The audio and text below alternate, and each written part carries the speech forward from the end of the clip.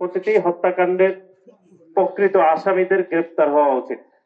এবং এই যে আমাদের সহযোদ্ধা খুন হয়েছে এবং যিনি শহীদ হয়েছেন, তার আমরা এই হত্যাকাণ্ড নিয়ে আমরা আসলে কোনো রাজনৈতিক রং দিতে চাই না। এই জন্যই দিতে চাই না, যদি রাজনীতি রং দিতে গিয়ে প্রকৃত হত্যাকাণ্ডই হয়তো আড়ালে চলে যাবে।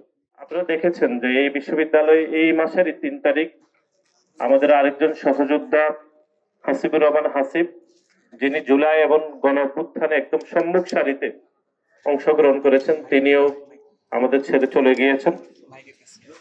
আমরা আপনাদেরকে স্মরণ করে দিতে চাই যে 5ই আগস্ট ছাত্র জনতার ঐতিহাসিক গণ অভ্যুত্থান পরবর্তী সময়ে যে শুধু ঢাকাতেই বাংলাদেশ জাতীয়তাবাদী ছাত্র দলের 4 জন নেতা কর্মীকে আমাদের ছুরিকাঘাত করে হত্যাকাণ্ডের শিকার হতে হয়েছে। সুতরাং এই ঘটনা নিছক একটি হত্যাকাণ্ড হিসাবে আসলে আমরা দেখছি না, এটি পরিকল্পিত অবশ্যই একটি হত্যাকাণ্ড। এর আগে বনানীতে আমাদের বেসরকারি বিশ্ববিদ্যালয়ে আমাদের সহযোদ্ধাকে একইভাবে ছুরিকাঘাত করে হত্যা করা হয়েছে এবং ঢাকা বিশ্ববিদ্যালয় শাহরিয়ার আলম সাম্যকেও ঠিক একই কায়দায় ছুরিকাঘাত করে হত্যা করা হয়েছে। সুতরাং এই 4টি হত্যাকাণ্ড কোনোভাবে আমরা আসলে মেনে নিতে পারছি না। তারপরও আমাদেরকে দেশের প্রচলিত আইন, বিচার ব্যবস্থা, আইন শৃঙ্খলা বাহিনীর উপর আমাদেরকে আস্থা রাখতেই হবে।